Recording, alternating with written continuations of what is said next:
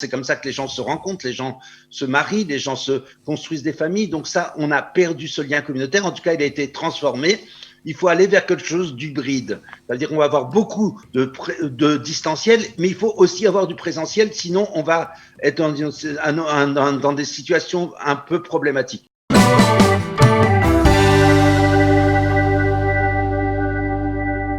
Docteur Dov Maimon, bonjour Boker Tov. Boker Tov, bonjour Daniel, bonjour chers auditeurs, comment allez-vous? Nous allons bien, j'espère que vous aussi vous allez bien. Je rappelle que vous êtes chercheur au JPPI, l'un des centres d'études de recherche affiliés à l'agence juive sur l'ensemble du monde juif qui se préoccupe de l'avenir justement du monde juif, et c'est ce qui va nous concerner ce matin dans cette discussion, puisque nous allons en toile de fond avec nous allons discuter avec en toile de fond le congrès sioniste qui se tient actuellement en Zoom, on va dire pas à Jérusalem parce que il se tient donc virtuellement à travers le monde juif, mais cela nous donne l'occasion de parler des communautés juives et justement de l'impact de l'épidémie dans ces communautés. Alors, on va peut-être déjà commencer par ce qui nous préoccupe le plus, on va dire naturellement, et c'est l'occasion de faire avec vous, comment la communauté juive en France, elle, vit cette période qui se prolonge avec même dans certaines villes de France un reconfinement partiel. Comment vit-elle et comment a-t-elle vécu par exemple les fêtes de Tishri, et comment envisage-t-elle sur les différents points, on va dire économiques et éducatifs en particulier, l'avenir? Alors voilà, donc c'est clair que le Covid a profondément transformé la vie communautaire. On en a déjà parlé. Il est clair qu'aujourd'hui, le fait qu'on a une certaine forme de transcommunauté, c'est-à-dire que la France et Israël, je crois que je vais changer de place, hein. Excusez-moi, je sens que je me suis mis dans il y a un petit écho là. Ouais, je vais passer dans le salon. Oui, ça sera mieux peut-être. Voilà. Donc oui, alors donc il est clair que la vie a été profondément transformée, que les communautés n'ont pas pu vivre de la même manière.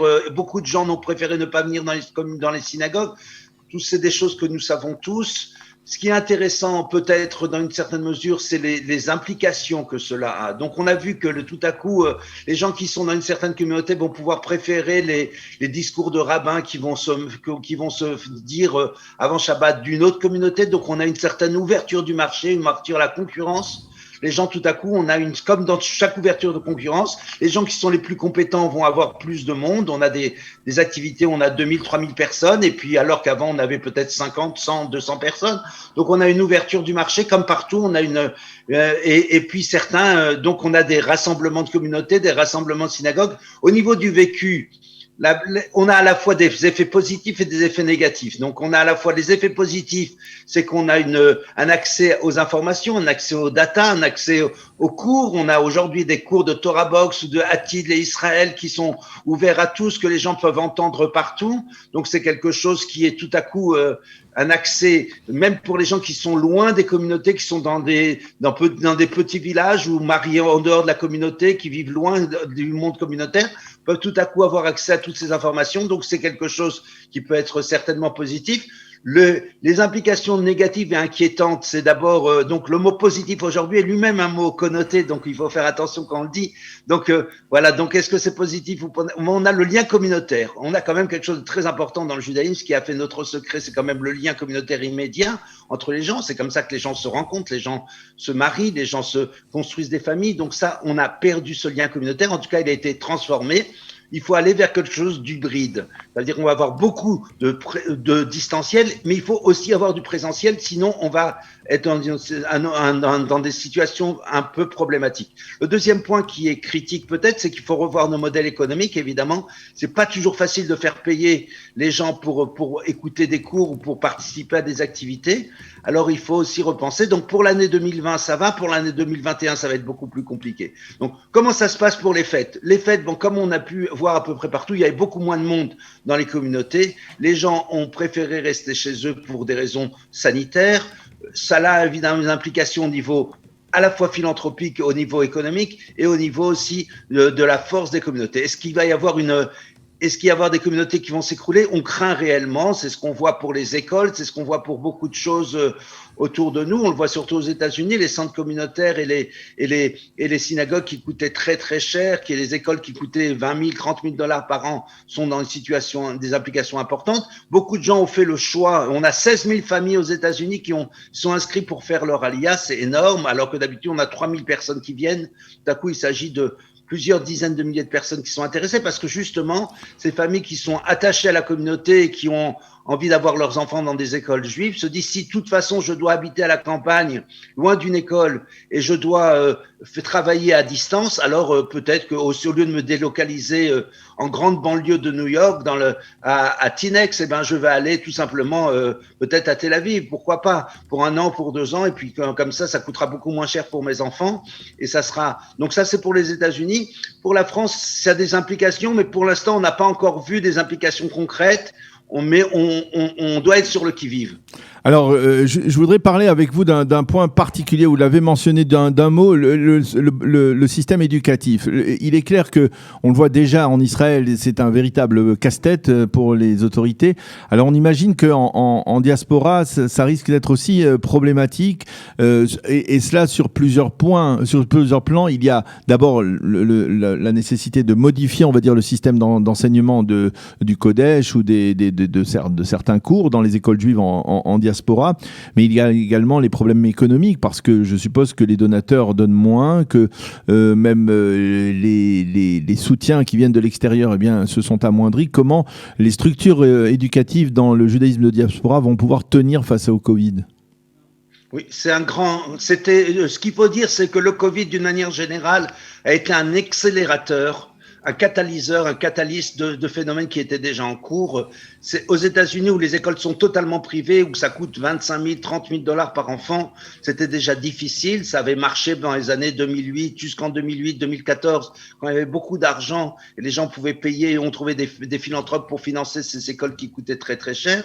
Aujourd'hui, ça devient très, très difficile. Les gens ont beaucoup de mal à financer. Donc, ces écoles, beaucoup vont fermer. Ça va être tout simplement, la règle est simple. Les écoles qui sont très endettées, les écoles qui coûtent très cher vont devoir fermer. Les parents ne sont pas prêts à payer 30 000 $ pour avoir simplement des conversations sur Zoom. C'est difficile de voir ça.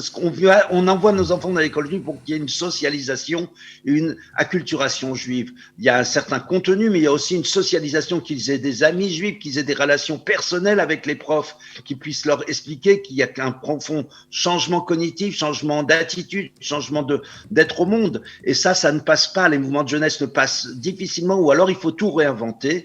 Et c'est vrai qu'on est en train de réinventer. On a des avantages sur Zoom, comme nous parlons maintenant, qu'on peut pas avoir autrement. Moi, avec mes propres étudiants, je suis obligé de les classer. Je les mets en petits groupes de 4 ou 5 étudiants. Je leur donne une mission. Je leur demande de réfléchir à un problème et ensuite de présenter ça à la classe. On est obligé de repenser nos modèles.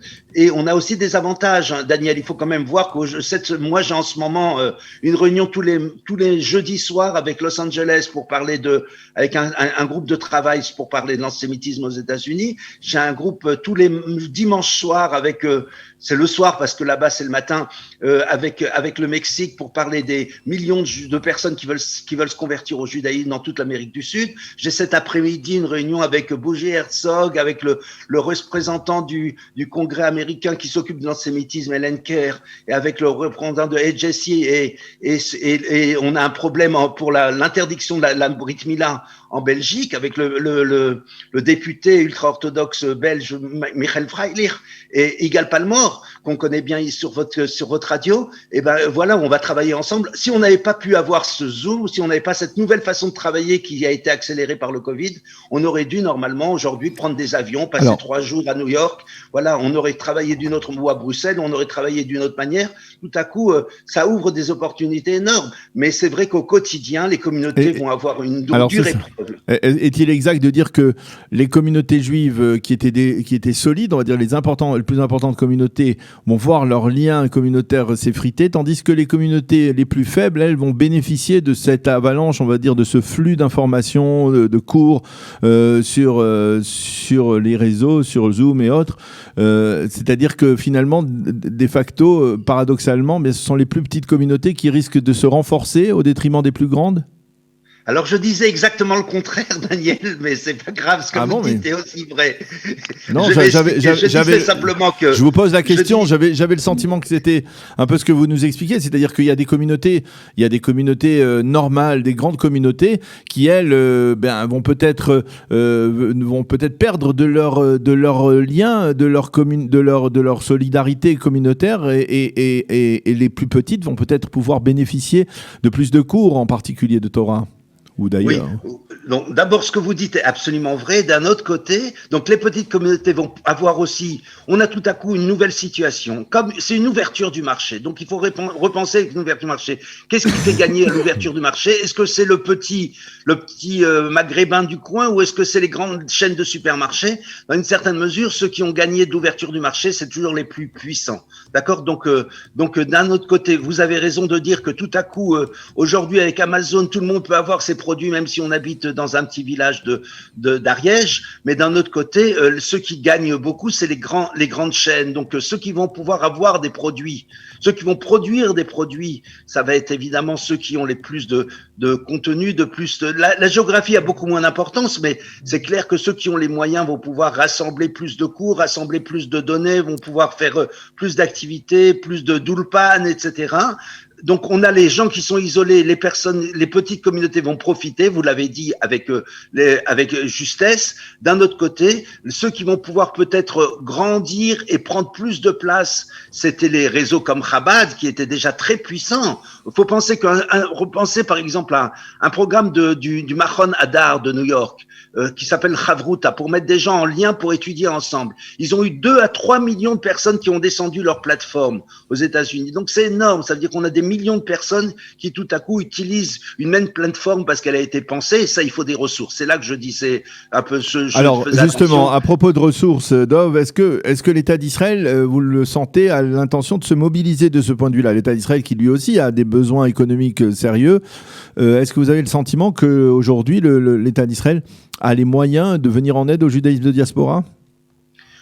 Bon, il y a eu évidemment la première opération d'une quarantaine de millions de dollars qui a été faite par Bougie Herzog, qui a levé de l'argent de l'agence juive, donc pour aider les communautés qui étaient au bord du gouffre, qui risquaient de fermer. C'est arrivé pour des communautés en Italie, pour arriver au Venezuela, en Argentine, etc., où les centres communautaires étaient en faillite et il a fallu les aider pour simplement tenir, parce que un centre communautaire qui coûte très cher avec des piscines, avec des centres, etc., c'est pas toujours facile à tenir.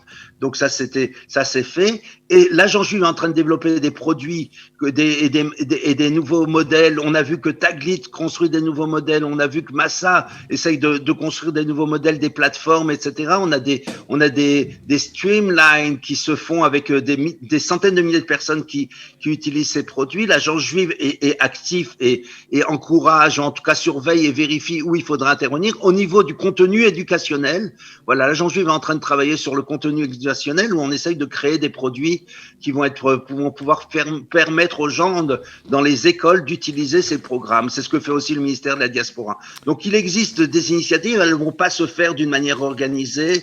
On est dans un modèle innovant. Il va falloir penser, est-ce que c'est la priorité de l'État d'Israël? Certainement pas. Mais est-ce que c'est quelque chose qui existe pour l'État d'Israël? Oui, notamment parce qu'il y a aussi cette idée il faut reconnecter les Juifs à leur l'identité pour qu'ensuite peut-être certains viendront en Israël ou en tout cas justement, seront attachés à Israël. Une dernière question, puisqu'on a commencé par la France, on va terminer aussi par la France.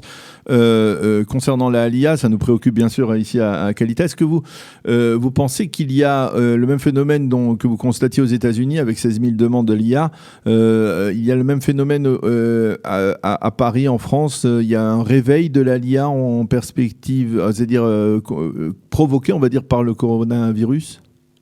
Alors, nous pensons que, voilà, aux États-Unis, Nathan Sharansky avait un modèle assez intéressant, il parlait comme un derrick de pétrole.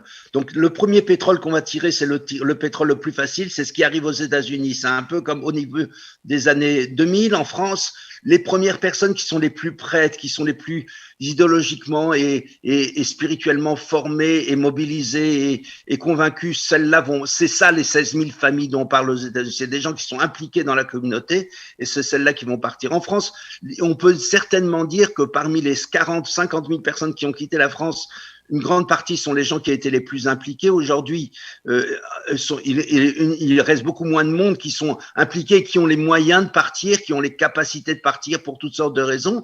Mais sur le long terme, oui, on pense qu'il va y avoir un changement. Les choses ne vont pas forcément s'améliorer en Europe, comme chacun sait. Donc, l'IA, c'est toujours une conjonction de facteurs répulsifs et attractifs, bien entendu. Et donc, oui, on va avoir un certain modèle on est en train de voir beaucoup de gens qui s'intéressent à l'IA, mais évidemment, en situation de crise, on a tendance à rester sur nos positions. Donc, les projets qui vont marcher, c'est les projets où on va pouvoir proposer aux gens une solution complète, quelque chose d'intégré. On va pouvoir leur proposer peut-être déjà une possibilité de carrière, une possibilité d'emploi. Les gens ne peuvent pas quitter en situation d'incertitude et de difficulté. On ne quitte pas la proie pour l'ombre, donc les gens sont un peu inquiets et avant. Mais oui, le mouvement est inscrit, le mouvement va s'inscrire, le mouvement va s'accélérer. Simplement, il va falloir, peut-être qu'on va attendre encore 6 mois, 9 mois que la situation se stabilise totalement en Israël. À ce moment-là, on va pouvoir voir les premiers résultats. Mais l'idée est dans l'air et c'est déjà, quand on a semé quand on a semé la graine, après, ça va simplement prendre. À mes yeux, en tout cas, c'est comme ça que je vois les choses. Eh bien, Dr Dov Maimon, merci beaucoup d'avoir été avec nous, de nous avoir éclairé sur, on va dire, cet aspect assez préoccupant, il faut l'avouer, des communautés juives de diaspora face à l'épidémie qui ne cesse pas, qui continue à se développer. Merci beaucoup d'avoir été avec nous ce matin et bonne journée, à bientôt. Bon courage et soyez en bonne santé. Également, merci.